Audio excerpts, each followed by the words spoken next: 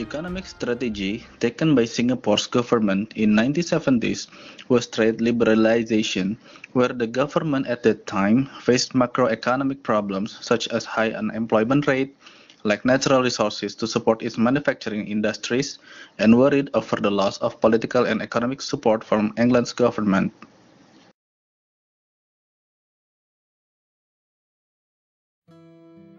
Initial public policy issued by Singapore's government to implement this strategy was Economic Expansion Incentives Act, a policy with a purpose to attract foreign investors in order to create new employment for Singapore citizens.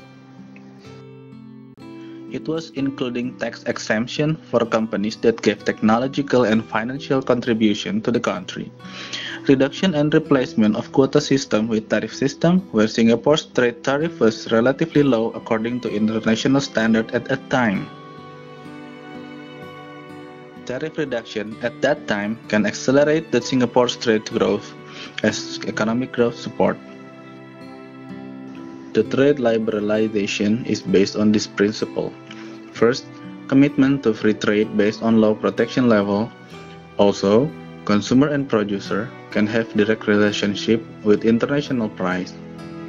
Second, work at export growth, especially through infrastructure improvement and selective fiscal policy. Third, open arms policy for multinational corporations was developed. And the last one, macroeconomic policy and monetary market was set toward retaining competitiveness and foreign investment inflow to Singapore, also low inflation rate and domestic price stability.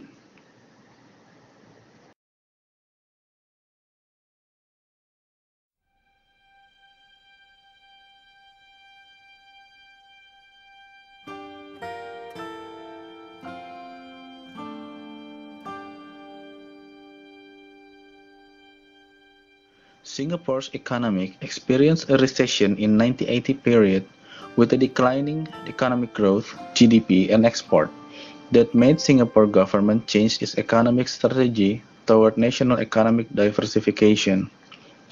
One of the factors behind the economic recession in Singapore was the increase in labor cost as a result of high wage policy.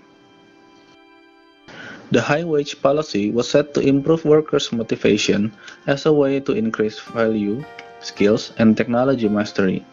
Instead, the policy caused the decline of domestic competitiveness that stimulated the recession.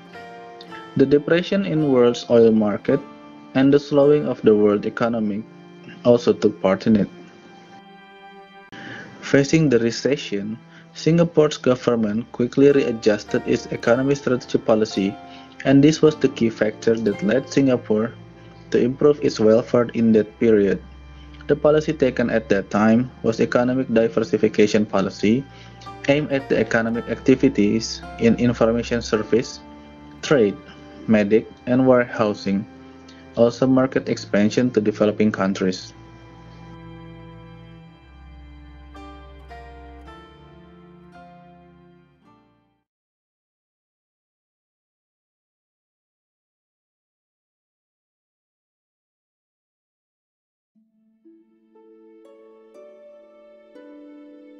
Goh Chok Tong, the new Prime Minister, has vision to establish Singapore's economy from a new industrial country to a developed country, and manifested into a document called the Next Lab. The Next Lab is a broad agenda for Singapore's long-term development, which includes ideas and proposals to make Singapore a nation of distinction. To mark this new phase in the country's political history and national development, a 160-page book, Singapore, The Next Lab, was launched on February the 22nd, 1991. It was also released as the principal addendum to the presidential address. In formulating the vision of the country's leader and a new generation of Singaporeans, the Next Lab builds upon the physical and social assets developed over the last 25 years for the race into the 21st century. This vision focuses on 8 key areas. First, the people. Singapore's most precious resources. Second, education, an investment in the people. Third, the economy, sharpening Singapore's competitive advantage. Fourth, the Singapore's concept plan. Fifth, the arts and sports. Sixth, caring for the less fortunate. Seventh, Singapore International. Eighth, national security.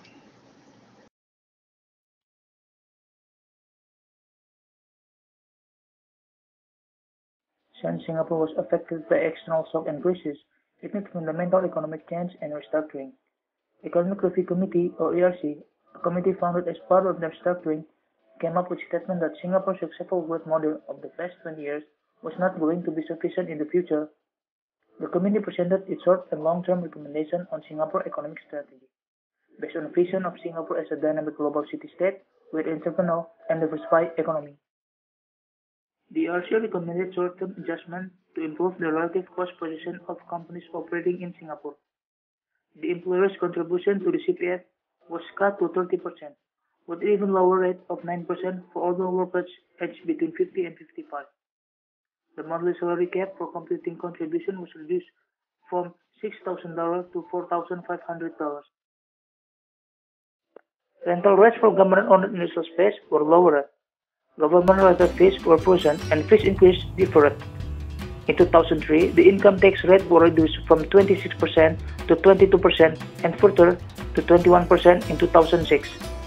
Tax was shifted to a goods and service tax, similar to value-added tax in other countries, which moved from 3% to 5% and subsequently to 7% in 2007. In 2004, foreign source income and domestic investment income from financial instruments were exempted from tax. In 2005, the corporate tax rate was reduced to 20%. The ERC's other recommendations were wide-ranging, including expanding economic ties with countries in the wider region to enhance Singapore's regional hub status, promoting the export industry in education, healthcare and professional service, building stronger private companies through promoting entrepreneurship, attracting global talent and facilitating economic restructuring through worker education and skills retraining.